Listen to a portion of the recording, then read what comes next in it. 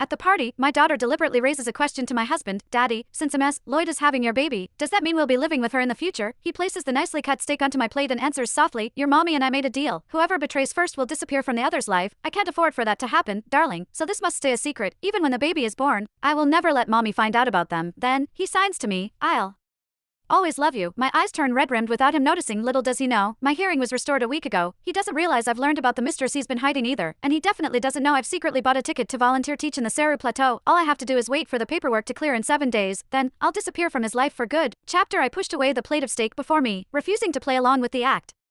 Seeing me on my feet, my husband, Jackson Grant, immediately stood as well, asking me what had happened in sign language. I shook my head. It's getting late. I'm thinking of turning in for the night. He insisted on following, but his best friend stopped him. Quinn probably needs some rest. You know how fragile she can be. Why are you so eager to leave? Yeah, dude, Cassidy is about to get here. It's been a whole day. Don't you miss her? My daughter, Bonnie, joined in, tugging at his sleeve.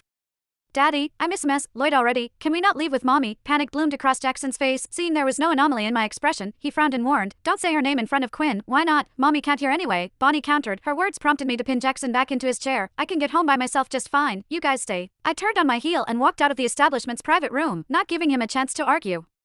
I had barely taken a few steps forward when I saw Cassidy Lloyd striding into the restaurant. I couldn't tell if she did it on purpose or not, but her shoulder slammed into mine, making me stumble. Cassidy walked into the private room and scooped up Bonnie the moment she reached for her. Bonnie, it's been an entire day. Did you miss me? Of course, Bonnie answered cheerfully. Cassidy couldn't help smiling at the exchange. In that case, give me a kiss. Bonnie immediately cupped her face and planted a kiss on her cheek. Watching the two of them, one would think they were the real mother and daughter. She set Bonnie down, then slipped into Jackson's arms, her expression full of playful sweetness. In his eyes, there was a softness I had never seen before. Before he could say anything, Cassidy rose on her tiptoes and kissed him passionately. All right, one of his friends muttered, rolling his eyes. It's been months, and you two are still this mushy. None of his friends seemed bothered by it. While Bonnie looked like she had seen this 100 times, I stared at all of them, feeling a sinking coldness in my bones. So, everyone knew they had been fooling around together, except for me. As the teasing around the table amplified, Cassidy's lips curled with a triumphant smile. As if things weren't messy enough, the others started egging them on, asking when the last time they hooked up was. Jackson lowered his head, embarrassed, while Cassidy looked thrilled. 2 days ago, in the room next to the main bedroom, I whispered the same words at the same time as she did, our two voices overlapping, and the whole room exploded with excitement. Some laughed, some cheered on. Jackson, my boy, you finally grew a brain. Yeah, with our status, who the hell stays loyal? As long as you hide it well, you can enjoy life. Quinn is deaf, she'll never find out. Chapter when my name came up, the smile on Jackson's face stiffened, his expression turned ice cold.